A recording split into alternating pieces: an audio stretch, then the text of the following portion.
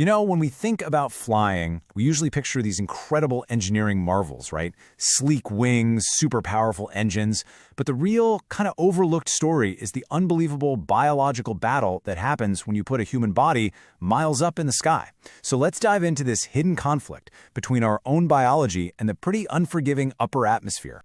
So picture this. You're up there, surrounded by clouds, no horizon in sight. Your brain, well, it starts playing tricks on you.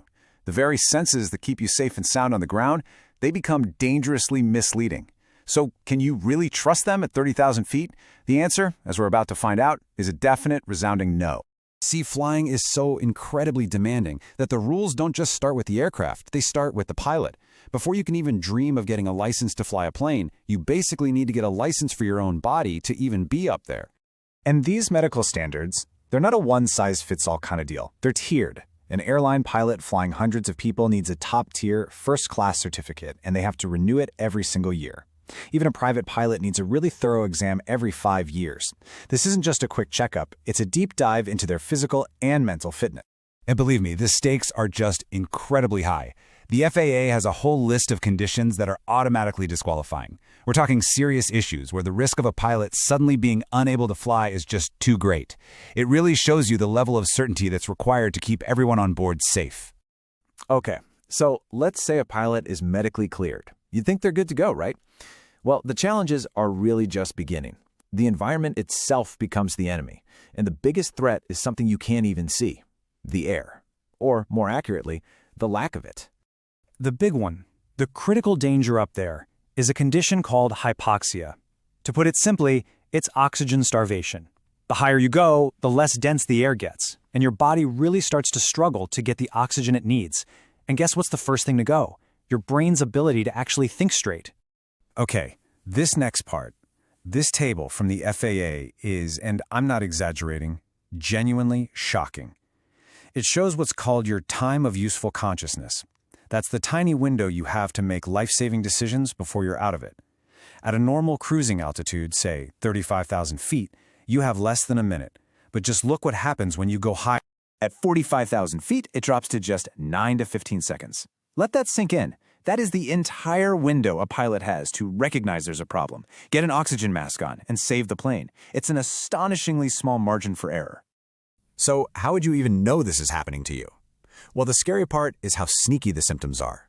Sure, you might get a headache or feel drowsy. But one of the most common early symptoms is euphoria, a false sense of well-being. Your oxygen-starved brain actually starts to make you feel great, right up until the moment you pass out. All right, but let's say you have enough oxygen. There's an even deeper, more confusing battle going on inside the pilot's own head. This is the part where your senses, the very tools you use to navigate the world, start to straight up lie to you. So your brain has these three main systems it uses to figure out which way is up. You've got your eyes, providing all the visual cues. You've got your inner ear, the vestibular system, which acts like a biological gyroscope. And then you have your somatosensory system, what pilots call the seat of your pants, which tells you about gravity and g-forces. On solid ground, they all work together beautifully. But up in the air, yeah, that's a whole different story. Let's zoom in on that vestibular system for a second. See these three little canals? They're filled with fluid that moves when you turn your head, and that tells your brain about the plane's rotation.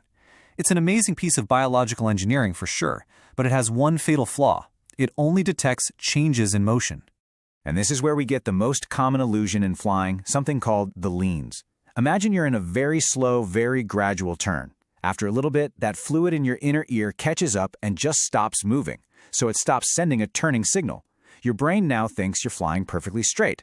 The moment you actually level the wings, that fluid sloshes again, and it creates this powerful, totally undeniable sensation that you are now banking hard in the opposite direction.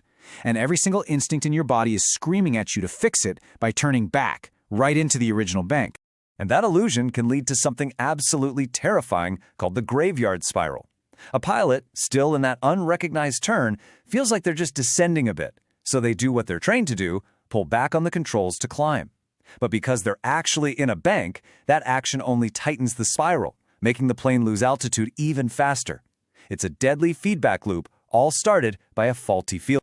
So what's the solution? How do you fight your own brain? It all comes down to a single, fundamental rule that is hammered into every pilot from day one. trust the instruments, and disregard your sensory perceptions. They have to train themselves to ignore what their own body is screaming at them and put absolute, unwavering faith in the dials right there in front of them. And it's not just your inner ear. Your eyes can be fooled too. For instance, a runway that's just a little bit narrower than what a pilot is used to can trick their brain into thinking the plane is way higher than it actually is.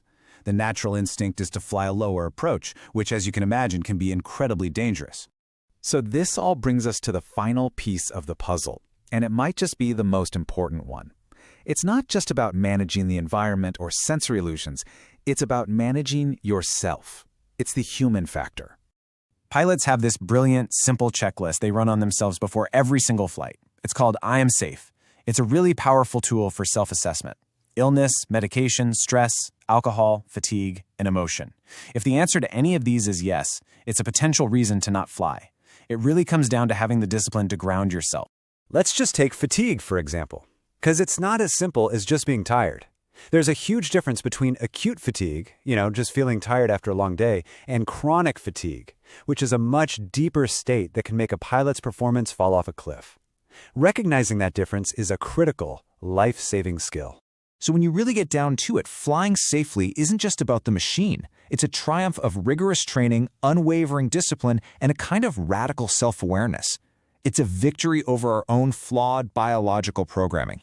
And that really leaves us with one final thing to think about. We're right to marvel at these incredible machines that take us through the sky. But after seeing all the invisible battles pilots have to fight against their own bodies and minds, you just have to ask yourself, what's truly more amazing, the aircraft or the person who has trained to conquer their own senses to command it?